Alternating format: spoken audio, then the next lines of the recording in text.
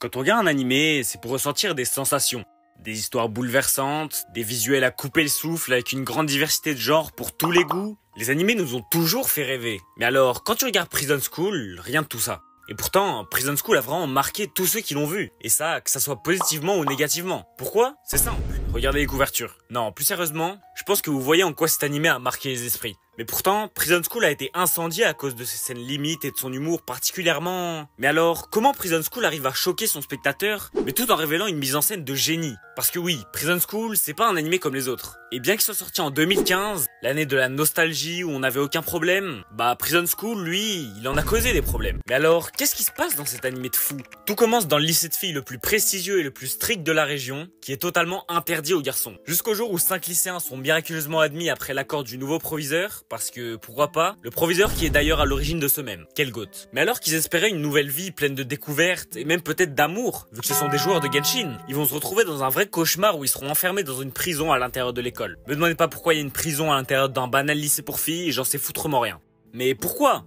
Peut-être qu'ils ont fait un incendie ou un truc ultra grave. Non, ils se sont introduits dans les douches des filles. Parce que oui, dès leur premier jour, en sachant très bien qu'ils ont été acceptés dans un lycée de filles ultra strict, ils vont élaborer un plan détaillé pour faire infiltrer un téléphone qui filme à l'intérieur des douches. Et bien qu'ingénieux, le plan va évidemment fail et ils vont se retrouver enfermés dans une prison à l'intérieur de l'école où ils seront forcés à travailler pour être libérés en suivant les cours à distance. Mais s'ils essayent de s'échapper, ils passeront plus de temps dedans. Et me demandez toujours pas de quel droit ces filles du BDE se prennent pour des justicières en les enfermant et en les frappant, mais bon. Et c'est comme ça que nos 5 héros, Kyoshi, Gakto, Shingo, André et Joe, vont s'entraider pour survivre dans cet environnement difficile, encadré par la présidente du BDE, qui est clairement sexiste et qui hait les garçons, mais aussi cette femme d'un certain âge qui n'a absolument pas le droit d'abuser de son pouvoir comme ça, et plus tard, plusieurs autres personnages qui vont marquer l'univers de Prison School. Mais Kyoshi, la première fois qu'il s'était introduit dans les vestiaires des filles, et malgré le fait qu'il a littéralement dû se déguiser en fille pour essayer de récupérer son téléphone, il avait rencontré Shio, une fille de sa classe avec qui il partage une passion. Pas le dessin, l'histoire ou la sculpture. Non, le sumo. Et c'est comme ça qu'ils vont créer une relation particulière, ce qui va le pousser à essayer de la revoir, en imaginant des stratégies pour s'évader de la prison à l'aide de plans foireux, et chaque mise en scène souligne vraiment la tension et le risque que prend les personnages. Non mais sérieux, dès l'épisode 1, on nous met la pression dès le début pour 5 puceaux qui veulent filmer les douches des filles comme s'ils allaient faire un attentat. Et ça, c'est durant tout l'animé, et on sait jamais comment ça va se finir. Parce que oui, comme je l'ai dit, la mise en scène dans Prison School est vraiment l'un de ses points forts, avec un style propre à lui. Rien que les gros plans sur les visages, les jeux d'ombre et de lumière et les angles de caméra qui te font ressentir toute la pression. Et tout ça, ça fait parfaitement ressortir le contraste entre la forme et le fond. Parce que quand tu vois des scènes exceptionnelles qui te font carrément serrer des dents, pour ensuite voir un plan de culotte, ça te fait quand même bien rire. Et même les musiques dramatiques et les réactions des personnages qui agissent comme si leur vie en dépendait sont hilarantes.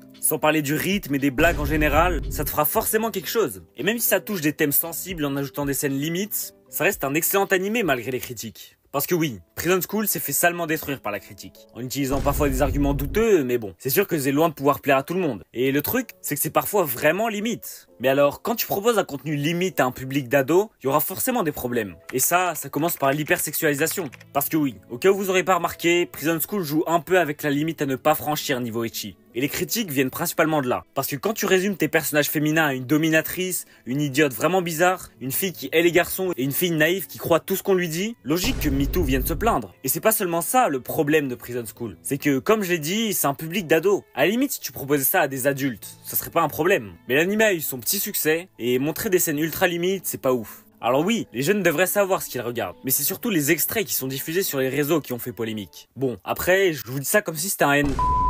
Et franchement, c'est loin d'être que de l'ecchi, parce que l'anime arrive vraiment à mixer cet aspect avec humour pour qu'il y ait un sens à ces scènes de fou. Et ça passe avant tout par les personnages. Parce qu'au cas où vous aurez pas remarqué, encore une fois, c'est pas des persos principaux normaux avec des objectifs admirables et des mentalités uniques. Non, c'est 5 gros débiles qui font tout pour nous faire marrer. Bon, sauf Gakto, c'est vraiment un stratège ce mec. Non mais sérieux, tout le long de l'anime, les personnages vont jouer un rôle crucial dans le développement de l'histoire. Surtout quand c'est pour s'opposer à ces grosses Et franchement, on n'a pas à attendre 12 épisodes pour s'attacher au personnage et avoir un préféré. Moi, c'est André. Voilà. Et je trouve vraiment fort de créer des persos qui vont parfaitement avec l'idée de l'animé. Ils sont à la fois drôles et sérieux, débiles et nobles, lâches et loyaux. Je crois que vous avez compris. Et ça, c'est pas que les mecs. Ça passe aussi par les persos féminins. Car elles sont pas là juste pour le fanservice. À part elles. Mais sinon, elles ont vraiment des motivations qui viennent de leur passé. Et on commence à les comprendre petit à petit. Même si perso, je les détestais toutes au début. Sauf Shio, je t'aime. Et concernant l'ADN de l'animé, faut dire que c'est quand même l'un des animés les plus drôles que j'ai vus. Sauf que ça s'arrête pas là. Car là où plein d'animés jouent tout sur leur côté drôle, Prison School, lui, mise tout sur le mélange des genres. Parce que quand tu vois ces scènes de malades avec une musique épique, des plans et des dessins ultra sérieux, tout ça pour nous faire rire, et même les révélations et les rebondissements, on se rend pas compte qu'au final, ça parle juste de lycéens normaux dans une école de fous. Et même si c'est pas des héros courageux et exemplaires, on retrouve quand même des valeurs fortes comme l'amitié et l'entraide entre les personnages, mais aussi la stratégie, car forcément, ils vont élaborer des plans qui vont pas toujours marcher, mais bon. Dans tous les cas, Prison School, c'est un animé qu'on n'oublie pas.